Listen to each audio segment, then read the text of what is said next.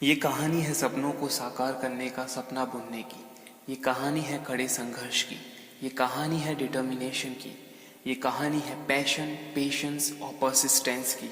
ये कहानी है उत्तर प्रदेश के भदोही में जन्मे यशस्वी जायसवाल की। 28 दिसंबर सन 2001 ये वो दिन था जब सूर्यवन भदोही में एक छोटी सी दुकान चलाने वाले भूपेंद्र कुमार के घर जन्म हुआ यशस्वी का। यशस्वी शुरू से ही क्रिकेट में बहुत रुचि रखते थे। अपने सीनियर साथियों के सुझाव पर यशस्वी ने अपने घर से दूर मुंबई के लिए सफ़र तय करने का सोचा। ये बात है सन 2011 की, जब ये लड़का सिर्फ और सिर्फ 10 साल का था। तब यशस्वी अपने पिता के साथ दादर आ गए। यहाँ पर इनके अंकल रहा करते थे। दादर आने पर उन लोगों को पता चला कि उनके अंकल भी एक अभाव भरी जिंदगी जी रहे थे। मुंबई के आज़ाद मैदान में कुछ दिन खेल कर ही शायद यशस्वी को अपने दिल से ये आवाज़ आ चुकी थी कि अब उसके लिए उसकी ज़िंदगी ये 22 गज की पिच ही है। यशस्वी ने अपने पिता से वापस भदोही लौट जाने के लिए कहा और कहा कि मैं यहीं पर अपनी ट्रेनिंग, अपनी प्रैक्टिस को कंटिन्यू करूंगा और मैं खुद को यहीं पर संभाल लूंगा। दादर से आज़ाद मैदान काफ़ी दूर था और अपने अंकल पर बोझा न बनने के लिए यशस्वी ने इस छोटी सी उम्र में एक डेयरी पर काम करना शुरू कर दिया। ये डेयरी थी कालबा देवी में। सुबह जल्दी उठकर काम करने के बाद यशस्वी मैदान चले जाया करते थे और शाम को लौटकर डेयरी पर ही सो जाते थे। खेल में ज़्यादा ध्यान देने और थकावट की वजह से यशस्वी डेयरी पर ज़्यादा काम नहीं कर पाते थे। एक दिन की बात है जब डेयरी के मालिक ने रात में ही यशस्वी को डेयरी छोड़कर चले जाने के लिए कहा। यशस्वी ने उनसे रिक्वेस्ट की कि प्लीज़ मुझे आज की रात यहीं रहने दे दो, मैं कल सुबह यहाँ से निकल जाऊँगा। लेकिन डेयरी के मालिक नहीं माने। यशस्वी के पास वो रात को सोने के लिए एक छत तक नहीं थी। वो पूरी रात यशस्वी ने आज़ाद मैदान में बिताई। एक छोटा सा बच्चा इतना सब कुछ झेल रहा था और वो भी अकेले। यशस्वी ने इनमें से कुछ भी अपने माँ बाप को नहीं बताया, क्योंकि यशस्वी को डर था कि उसके माँ बाप वापस उसे भदोही न ले जाएं। एक बार आज़ाद मैदान पर यशस्वी के सर इमरान ने उसे अपने मुस्लिम यूनाइटेड क्लब से खेलने के लिए कहते हुए कहा कि अगर वो इस मैच में अच्छा परफॉर्म करते हैं तो उसे आज़ाद मैदान में टेंट में रहने के लिए मिल जाएगा। यशस्वी ने वो मैच खेला और अच्छा परफॉर्मेंस दिया और उसका रिजल्ट ये रहा कि यशस्वी को रहने के लिए टेंट मिल गया। जिसके पास रात को रहने का ठिकाना ना हो उसके लिए टेंट एक महल से कम नहीं था। यशस्वी बताते हैं कि टेंट में बिताया गया समय उनके लिए काफ़ी संघर्षों से भरा था। कभी टेंट में बारिश का पानी आ जाता, गर्मियों में बहुत मच्छर काटते, टेंट में टॉयलेट तक की सुविधा नहीं थी। वो बताते हैं कि उनके साथ काफ़ी बुरा बर्ताव किया जाता था, उनका शोषण किया जाता था। उनसे ये कहकर सबका खाना बनवाया जाता था कि अगर वो ऐसा नहीं करेगा तो उन्हें खाना नहीं मिलेगा।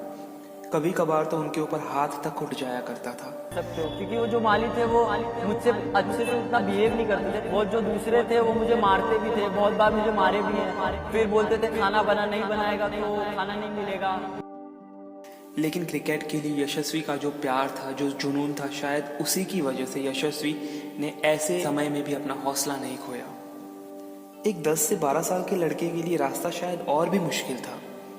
अपनी प्रैक्टिस के बाद जो सबसे बड़ी मुश्किल यशस्वी के लिए थी वो था अपना रोज का खाना जुटाना।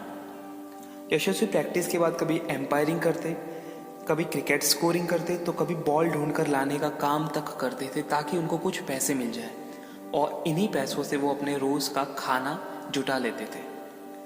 यहाँ तक कि प्रैक्टिस के बाद 8 से 9 बजे तक यशस्वी पानी पूरी बेचने का काम भी करते थे। यशस्वी ये बताते हैं कि जब उनके साथी खिलाड़ी उस पानी पूरी के स्टॉल पर आते थे तब उन्हें बहुत ही ज़्यादा एम्बेरसमेंट फील होती थी। उस टाइम यशस्वी उस स्टॉल को छोड़ के भाग जाया करते थे। ये टाइम यशस्वी के लिए अपने जीवन का शायद सबसे डिफिकल्ट टाइम था। एक समय ऐसा आया जब यशस्वी धीरे धीरे टूटने लगे थे, लेकिन कहते हैं ना, जो खुद की मदद करता है ये कायनात उसकी मदद करने में कभी पीछे नहीं हटती। कुछ ऐसा ही हुआ यशस्वी के साथ। ये बात है दिसंबर 2013 की, जब ज्वाला सिंह यशस्वी के जीवन में एक आशा की किरण बनकर आए। इतनी कम उम्र में यशस्वी को ग्राउंड में इस तरह प्रैक्टिस करते देख वो काफ़ी प्रभावित हुए। आज़ाद मैदान में यशस्वी की काफ़ी हेल्प करने वाले पप्पू सर ने ज्वाला सिंह को यशस्वी के संघर्ष के बारे में बताया। ज्वाला सिंह खुद के बचपन को शायद यशस्वी के इस संघर्ष से रिलेट कर चुके थे। ज्वाला सिंह खुद यशस्वी की ही तरह एक गांव गोरखपुर से आए थे और फिर उनको मुंबई में प्रॉपर गाइडेंस नहीं मिल पाया था। उन्होंने यशस्वी को एक बार बुलाया अपने पास, उनसे उनकी रिपोर्ट मांगी और अपनी एकेडमी में आने के लिए कहा। ज्वाला सिंह मुंबई के सेंटा क्रूज में अपनी क्रिकेट एकेडमी चलाया करते थे। उन्होंने यशस्वी को अपने साथ ही रखा। यशस्वी का खाना पीना, यशस्वी की प्रैक्टिस, यशस्वी का क्रिकेट किट, उसके कपड़े, ये सब अब ज्वाला सिंह की जिम्मेदारी बन चुकी थी। कोच ज्वाला सिंह ने कहा, यशस्वी को अब आगे बढ़ने से कोई नहीं रोक सकता। यशस्वी अपने कोच ज्वाला सिंह की निगरानी में क्रिकेट प्रैक्टिस में जुटे रहे। 2 साल बाद यानी सन 2015 में पहली बार जायसवाल सुर्खियों में आए जब उन्होंने गिल शील्ड टूर्नामेंट के मैच में नाबाद 319 रन बनाए। इतना ही नहीं, साथ ही उन्होंने 13 विकेट भी हासिल किए। स्कूल क्रिकेट श्रेणी का यह all round record Limca book of records में दर्ज हो गया। इसके बाद यशस्वी को मुंबई के अंडर 16 टीम में जगह मिल गई, जहां अच्छा परफॉर्मेंस रहने पर ये भारत की अंडर 19 टीम में चुन लिए गए। 2018 में हुए अंडर 19 एशिया कप में 318 रनों के साथ यशस्वी टूर्नामेंट के टॉप स्कोरर भी रहे। यशस्वी अब रुकने वाले नहीं थे। जनवरी 2019 में रणजी ट्रॉफी में मुंबई की ओर से खेलकर उन्होंने फर्स्ट क्लास क्रिकेट में अपना डेब्यू किया। यशस्वी के शुरुआती कैरियर में मील का पत्थर साबित हुआ उनका लिस्ट ए करियर का डेब्यू, जहां उन्होंने विजय हजारे ट्रॉफी में झारखंड के खिलाफ नाबाद 203 रन बनाए। इस पारी में 12 छक्के और 17 चौके शामिल थे और इसका नतीजा ये रहा कि 2020 में होने वाले अंडर 19 वर्ल्ड कप स्क्वाड में यशस्वी ने अपनी जगह बना ली। भारत वो टूर्नामेंट तो नहीं जीत पाया, लेकिन यशस्वी ने एक बार फिर से टूर्नामेंट का टॉप स्कोरर बनकर अपनी प्रतिभा का एक अद्भुत नमूना पेश किया। इस टूर्नामेंट के सेमीफाइनल मैच में पाकिस्तान के खिलाफ यशस्वी ने एक सेंचुरी भी लगाई थी। एक ऐसा खिलाड़ी जिसके पास अपने शुरुआती समय में खेलने के लिए खुद का बैट तक नहीं था, आज वो खिलाड़ी इंडियन टीम का टॉप स्कोरर बनकर उभरा। यशस्वी का कहना है कि उनके लिए सचिन तेंदुलकर से मुलाकात करना उनका सबसे बड़ा ड्रीम था। सचिन ने यशस्वी को एक बैट भी गिफ्ट किया, जिससे यशस्वी ने अंडर 19 वर्ल्ड कप में बैटिंग भी की। यशस्वी को जब उनके संघर्ष के बारे में पूछा गया, तब यशस्वी का कहना था, मुझे जो करना पड़ेगा मैं वो करूँगा, बस क्रिकेट नहीं छोड़ूंगा। जो आगे होता है मेरे हाथ में नहीं है, लेकिन मेरा 100% देना ये मेरे हाथ में है। यशस्वी के इसी हौसले और फियरलेस गेम प्ले को देखते हुए राजस्थान रॉयल ने IPL 2020 ऑक्शन में यशस्वी को 2 करोड़ 40 लाख रुपए में अपनी टीम का हिस्सा बनाया।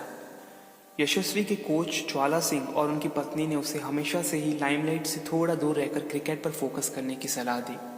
वो बताते हैं कि जब IPL ऑक्शन हो रहे थे तब यशस्वी को हमने बाजार में सामान लेने भेजा हुआ था ताकि वो खुद पर होने वाली बिडिंग ना देख सके। जब यशस्वी से पूछा गया कि आगे चलकर जब वो और बड़े आदमी बनेंगे और शोहरत कमाएंगे और पैसा कमाएंगे, तब क्या कोई ऐसा ख्वाब है जो उन्होंने अपने लिए सोचा हो, तब उनका जवाब कुछ इस तरह था। मैं सोचा था कि मैं मुस्लिम यूनाइटेड को अच्छा टेंट बना दूंगा और क्रॉस मैदान के आगे कुछ रहते हैं लोग जो मतलब बारिश में बहुत तकलीफ़ में रहते हैं, तो मैं हमेशा सोचता हूँ कि अगर मैं अच्छा आदमी बनूंगा बड़ा, तो मैं उनको ज़रूर मतलब कुछ ना कुछ तो करूँगा उनके लिए।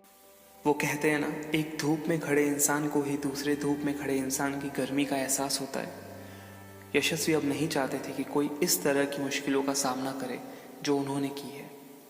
उम्मीद करते हैं कि यशस्वी इसी तरह से अपने क्रिकेटिंग करियर को आगे बढ़ाएंगे और इंडिया का नाम रोशन करेंगे। तो दोस्तों, ये था कांटों से भरा एक सफ़र, पानी पूरी स्टॉल लगाने से लेकर टेंट में रहने तक का सफ़र।